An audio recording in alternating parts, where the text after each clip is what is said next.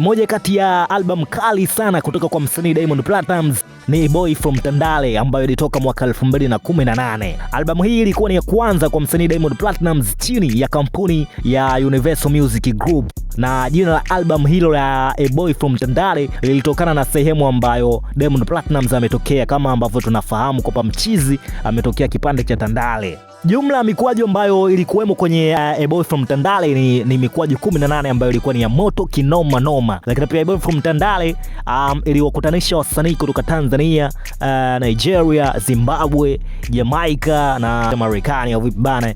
Humo ndani walikuwemo Davido, alikuwemo Mr Flavor, walikuwemo kina P Square, kina Jay Prizer, walikuwemo kina Tio Savage, Neo humo ndani alikuwemo, kina Omarion, yani wasanii ambao walikuwa ni noma mzee wangu au vipi bana. Kwa kifupi, msanii Diamond Platnumz album hiyo ya A Boy From Tandale ilimweka kwenye nafasi ya kuwa mmoja wa wasanii ambao Afrika Mashariki walikuwa wanafanya kazi kwa viwango vya kimataifa. Sijui unanielewa.